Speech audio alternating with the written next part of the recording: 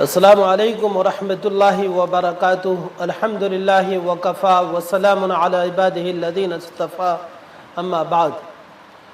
محترم سامعین کرام، قربانی ایک محتم بشان عمل ہے، اور قربانی حضرت ابراہیم خلیل اللہ کی سنت ہے۔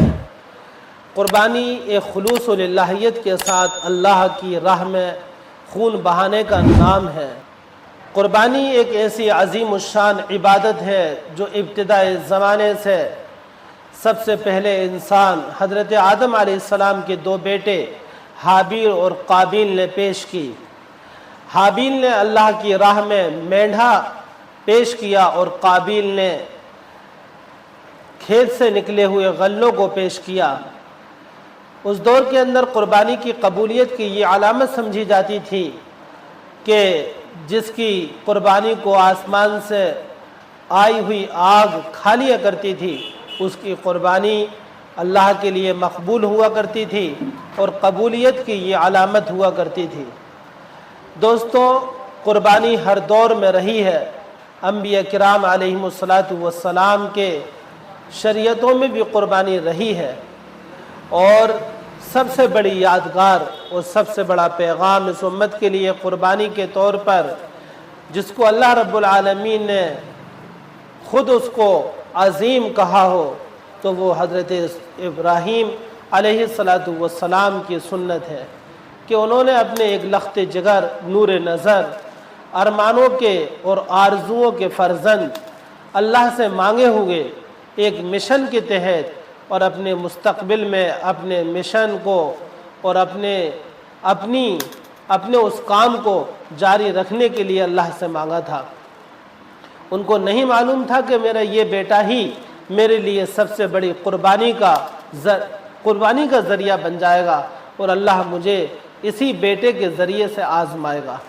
میرے دوستو، اہل ایمان کے لیے قربانی کے اندر یہی پیغام ہوتا ہے کہ وہ خلوص للہیت کے ساتھ اللہ کی راہ میں ہر چیز قربان کرنے کا جذبہ اپنے اندر پیدا کریں، چاہے خواہشات کی قربانی ہو، چاہے جذبات کی قربانی ہو، چاہے آرزوؤں کی قربانی ہو، چاہے اپنے مشن کی قربانی ہو۔ اللہ کی راہ میں ہر طرح کی قربانی دینے کا جذبہ اہل ایمان کے اندر ہونا چاہیے، اور یہی پیغام قربانی سے ہمیں ملتا ہے۔ قربانی دوستو شعائر اسلام میں سے ہے، اسلام کے شعائر میں سے ہے، اسلام کی پہچان میں سے ہے، اور قربانی ہر صاحب حیثیت پر واجب ہے۔ اس کے وجوب کی یہ بھی ایک بڑی دلیل ہے کہ نبی پاک صلی اللہ علیہ وسلم نے ہجرت کے بعد میں ہر سال قربانی کا اہتمام فرمایا۔ آپ نے کسی سال بھی قربانی کو نہیں چھوڑا۔ آپ کا یہ عمل ہی اس کے وجوب کے لیے بھی کافی ہے قربانی کے۔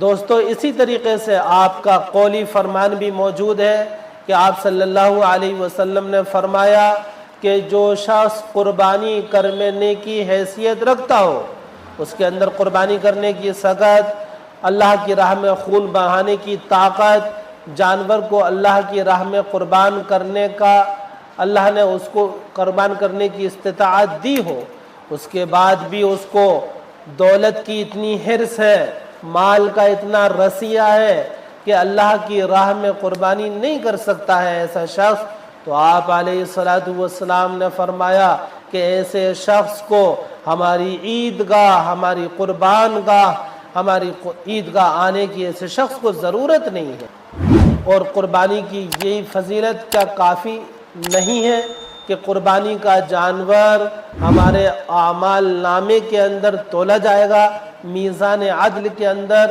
اس کا خون، اس کا گوشت، اس کے کھر، اس کے سینگ میزان عدل کے اندر رکھے جاویں گے اور تولے جاویں گے، جس سے ہمارے اعمال کا پلہ بھاری ہوگا۔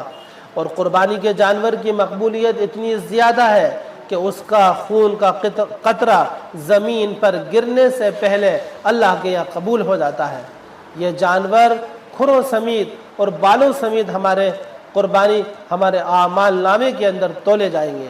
لہذا ہمیں خود بھی اپنی طرف سے بھی خوش دلی کے ساتھ میں बुख्ल और कंजूसी से काम ना लेते हुए अल्लाह की राह में कुर्बानी करना चाहिए अपनी तरफ से भी, और अगर अल्लाह ने हैसियत दी है तो अपने मरहूमीन की तरफ से भी, जिनके हम पर बहुत बहुत ज़्यादा एहसानात होते हैं।